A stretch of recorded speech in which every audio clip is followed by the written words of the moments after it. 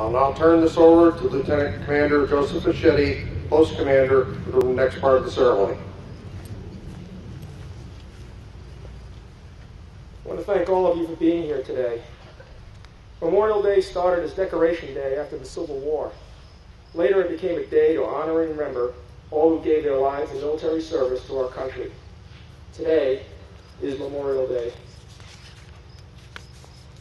The Girl Scouts will now raise the flag and then lower it to half-staff in honor of the day.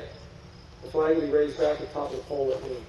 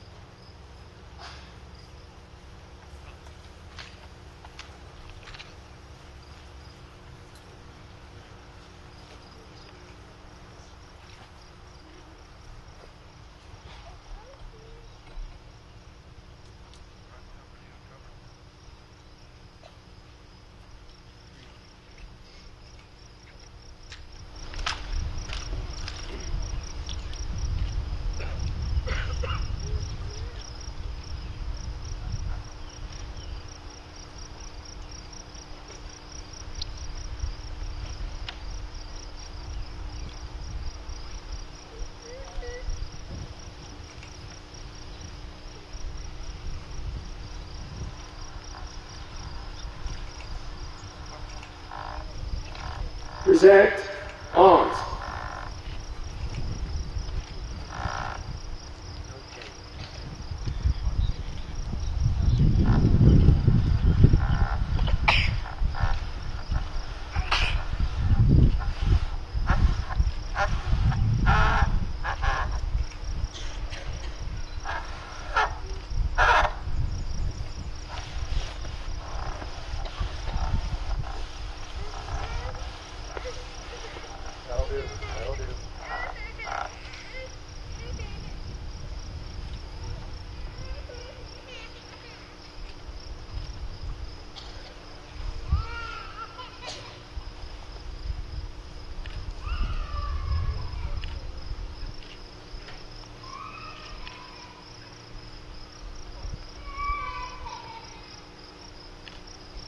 Order arms.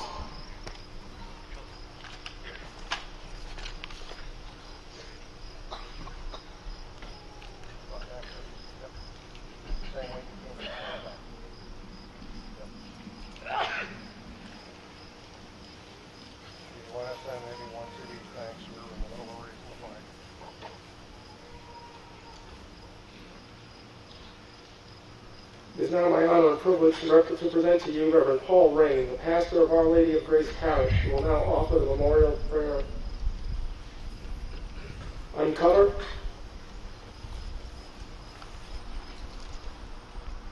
Let us pray. Creator God, we thank you for the gift and the beauty of this day. The warmth of the sun reminds us the warmth of the rays of your radiant love, a love which we call upon you now to envelop our beloved dead, those whom we remember who fulfill the gospel mandate that no greater love has one than to lay down one's life for a friend.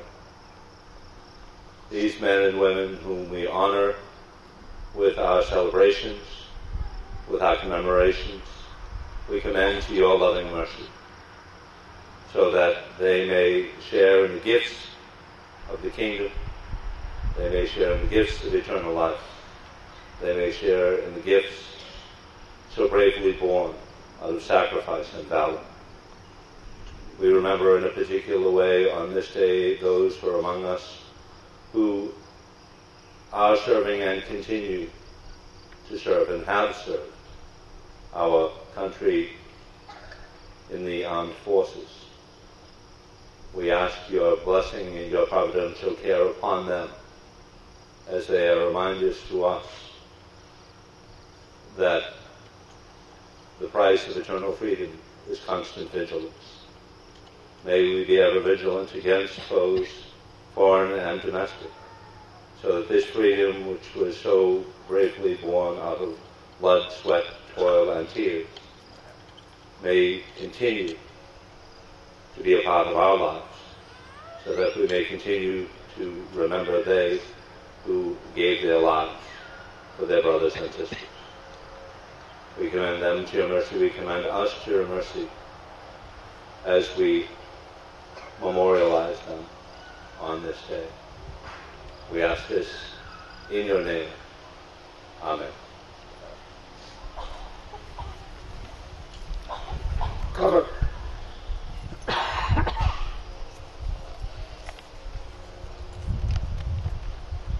The wreath laying.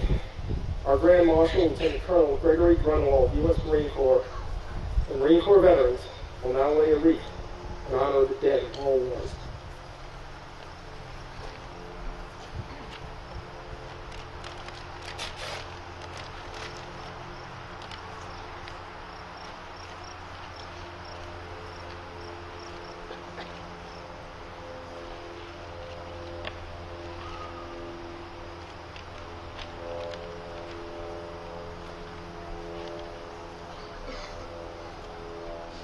Our veterans will now place flowers for the dead of specific wars. The Revolutionary War.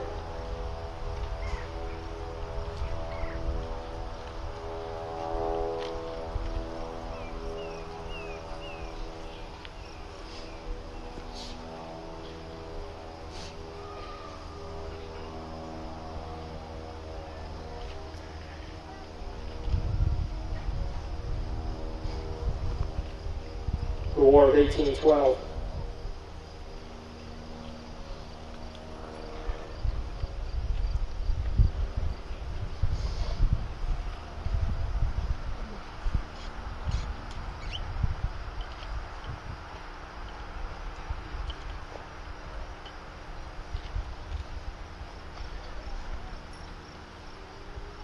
The Mexican War.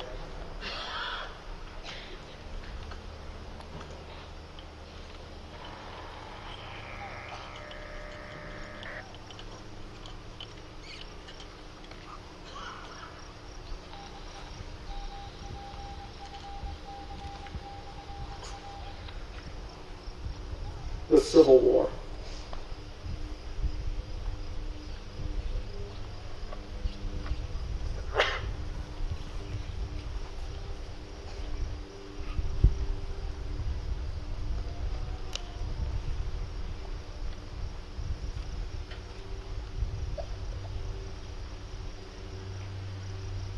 The Spanish-American War.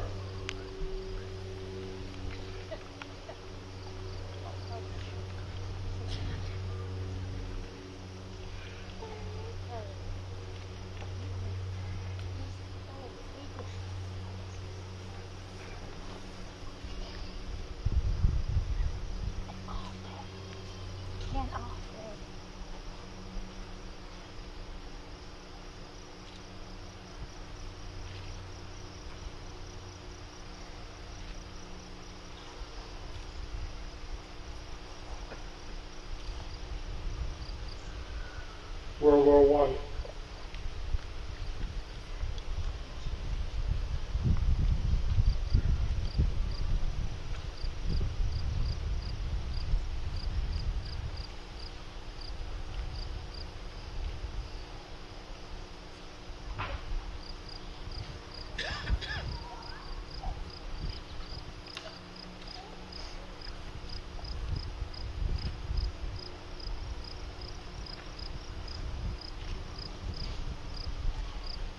World War II.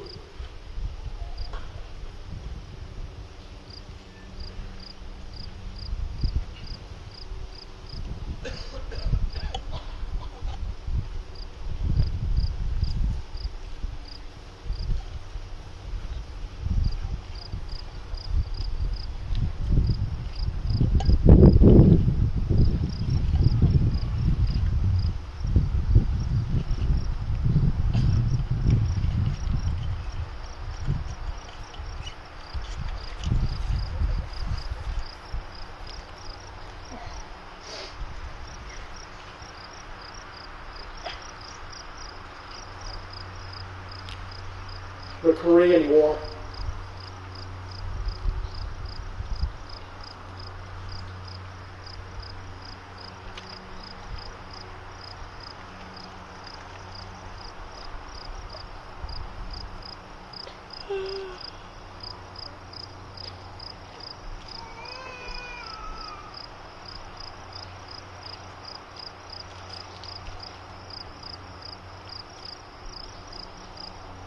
the Vietnam War.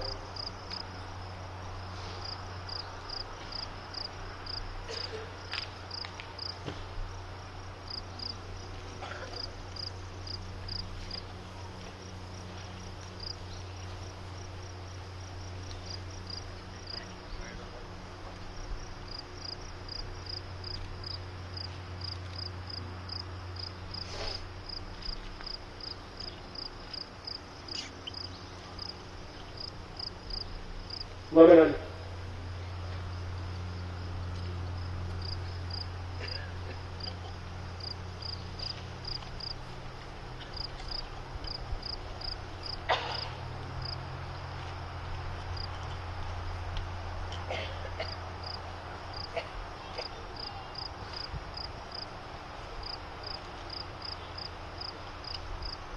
Grenada.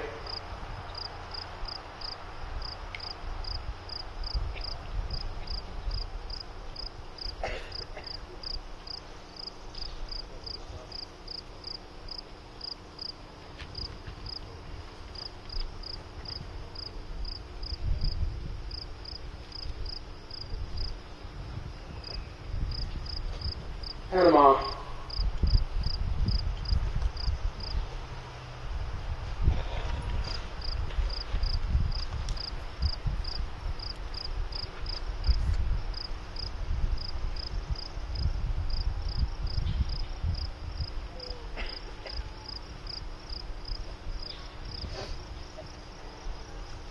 Desert Storm.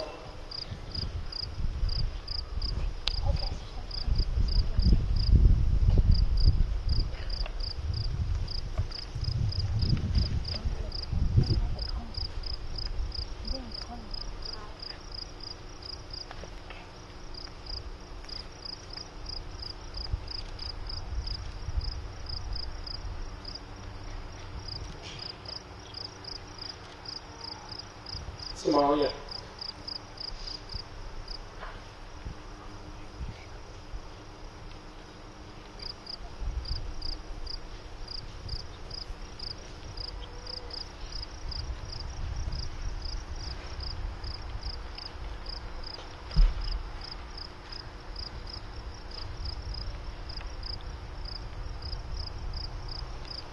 The Balkans.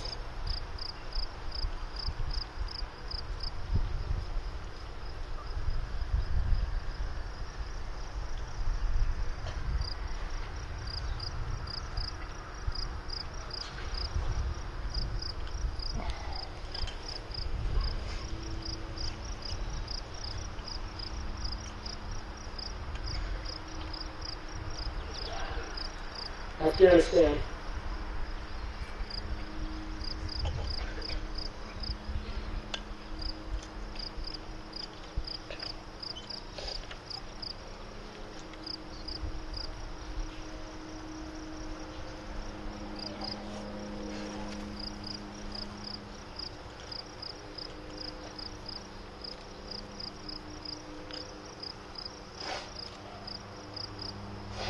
Iraq.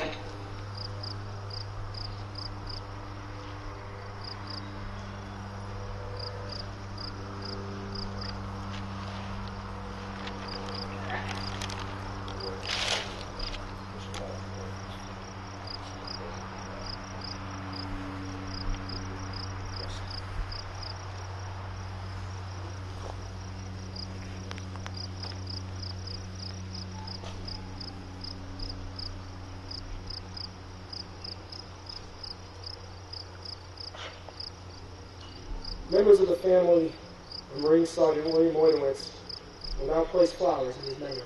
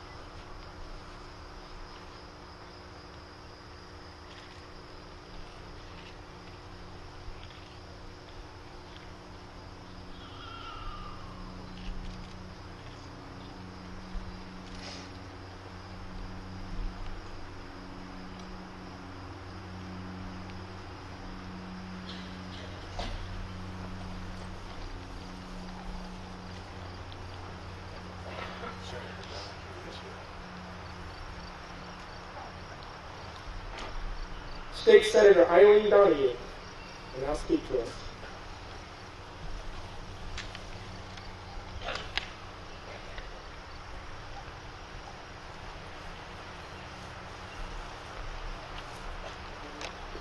Thank you. Good morning. And I am honored and humbled to be here today to pay tribute to our fallen heroes and those who have paid the ultimate sacrifice so that we may be here in freedom. As I travel around the district paying tribute to fallen heroes from the Revolutionary War times all the way to today with our troops serving in Afghanistan, remembering in particular Groton Marine Sergeant William Moydowitz, who died in combat in Afghanistan, I'm reminded of a quote from Oliver Wendell Holmes, who wrote, "Out of heroism grows faith in the worth of heroism." Holmes uttered these words in 1895 before a group of Harvard students commemorating the nation's then 27th Memorial Day. I know faith is those of us here today. Like any faith, it's not formed by words alone, but by a deep personal experience. My own comes from memories of my father's service as a Marine in World War II. Others have gained faith from your own service to our country and to your fallen brothers in arms. And others still have gained this faith from the brave and final actions of loved ones. We gather today to remember their sacrifices and to make sure future generations never forget the worth of their heroism. During that same speech, Holmes spoke of his own service in the Civil War and those people he fought alongside who gave him his faith in heroism and his soldier's faith. In particular, Colonel William Raymond Lee, his old colonel from the 20th Massachusetts Regiment. And Holmes wrote as follows, "I went to his funeral. From a side door of the church, a body of little choir boys came in, like a flight of careless doves. At the same time, the doors opened at the front, and up the main aisle advanced his coffin, followed by the few gray heads who stood for the men of the 20th, the rank and file whom he had loved and whom he led for the last time. The church was empty. No one remembered the old man whom we were burying, no one save those next to him and us. And I said to myself, the 20th has shrunk to a skeleton, a ghost, a memory, a forgotten name, which we other old men alone keep in our hearts. And then I thought, it is right. It is as the colonel would have it. This also is a part of the soldier's faith, having known great things, to be content with silence. Today we lend our voice to those who are content with silence, the very people who in their enduring silence give us our faith. They don't ask for our accolades and tributes, but deserve them. May they never be forgotten. God bless all of the men and women who have served in our military. God bless the families of those who have lost loved ones, including the Moydowitz family. And God bless all of you here today who are remembering them and paying tribute. Thank you.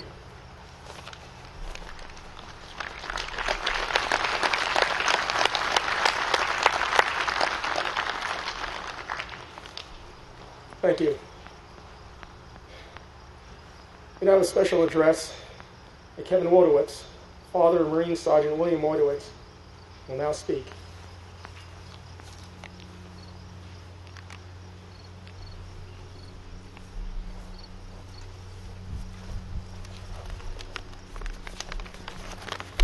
Good morning. This is our first Memorial Day since the loss of our son Bill. Since 9/11, 6,453 servicemen and women have lost their lives during 11 consecutive years of war. That's just a lot of families affected. And experts estimate that on average about 10 people are significantly impacted by a serviceman's death. But judging by what we've experienced here in Groton since the loss of our son, that number is surely much higher.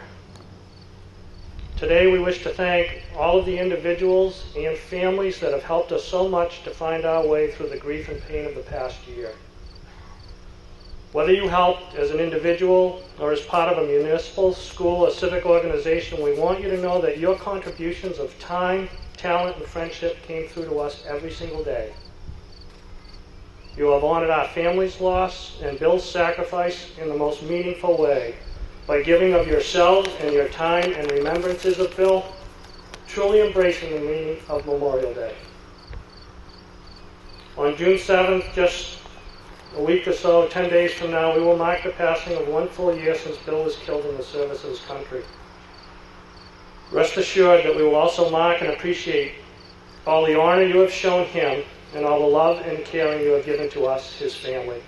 Thank you.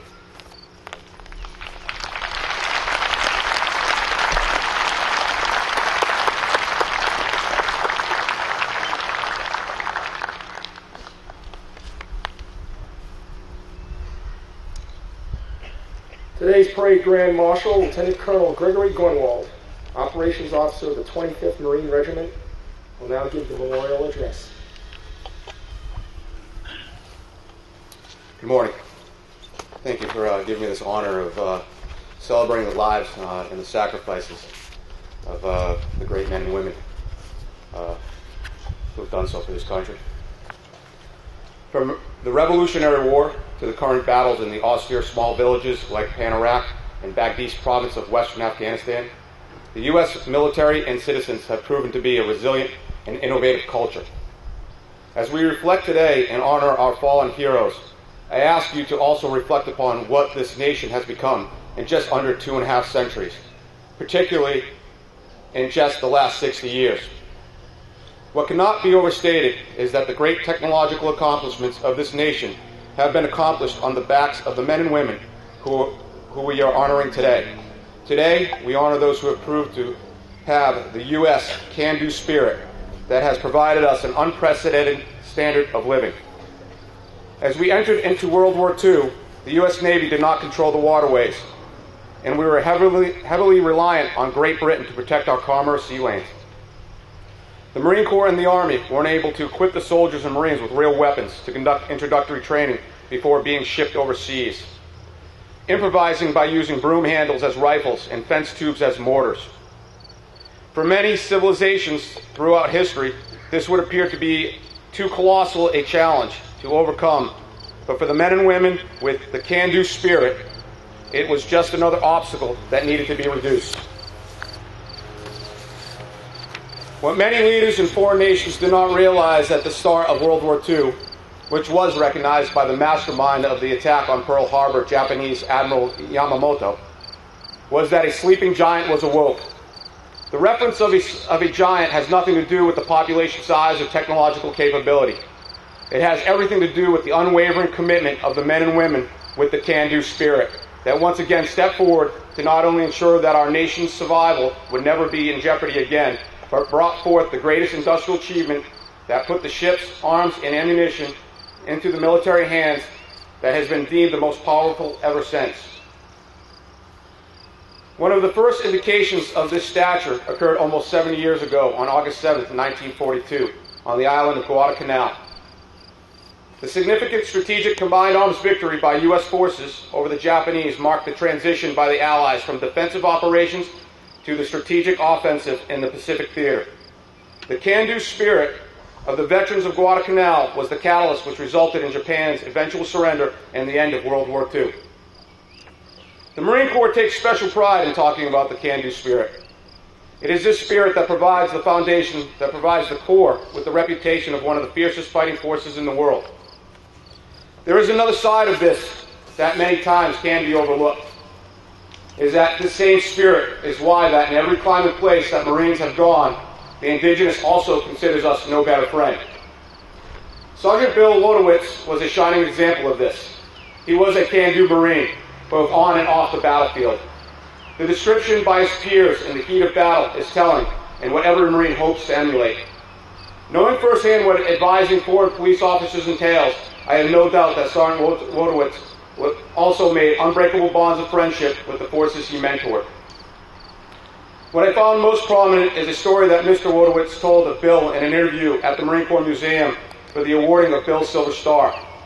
It was a reflection when Bill was home for a short few days of leave, and typical for our New England weather, found himself in the middle of a snowstorm. Mr. Wodowitz unfortunately woke up to find his truck with plow had a blown tire and would have to deal with the effects of this storm in the evening after he returned from work. This is not how the story ends, however, as the Wodowitz blessed this country with a Marine that had the can-do attitude which encompassed both fierceness on the battlefield but compassion for the fellow man.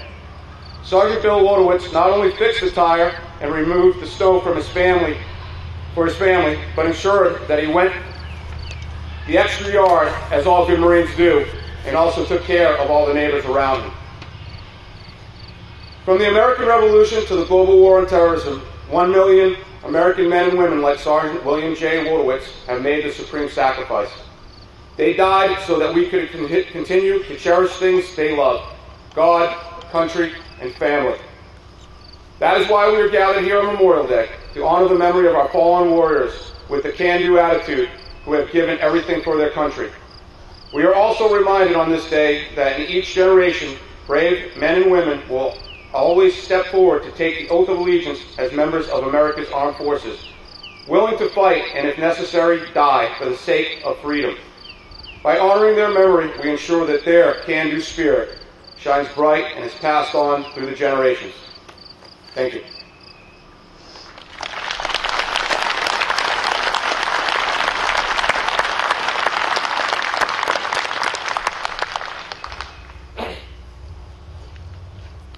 We will now render the traditional military salute to the dead. Sergeant at Arms, fire the salute. Present arms.